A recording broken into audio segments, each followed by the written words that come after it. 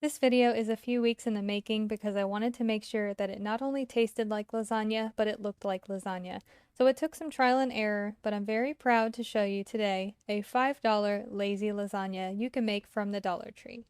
You'll need 2 bags of cheese ravioli, a can or jar of your favorite pasta sauce, some mozzarella cheese, and for a side dish I'm doing Parmesan garlic Texas toast. There are a few steps to making this look more like lasagna, and the first is using a smaller baking dish so that you get more layers of ravioli.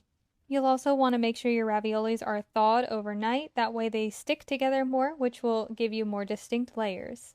Lay your ravioli in an alternating pattern to make sure that you fill in every single gap, and when you're adding the sauce, you're only going to add enough sauce to coat the ravioli. You don't want it to be swimming in sauce, you do want them to stick together. Repeat this process until you run out of ravioli. I did about 3 layers before I ran out, and I only used about half of my jar of pasta sauce. The other half can be used for a recipe like my mini meatball subs. Bake this uncovered at 425 for 30 minutes, and while it's baking, go ahead and grate up your mozzarella cheese. After 30 minutes, remove your lasagna from the oven and top with your mozzarella cheese. I put mine under the broiler until the cheese was brown and bubbling. Once it comes out of the broiler, it is so beautiful you almost don't want to cut into it.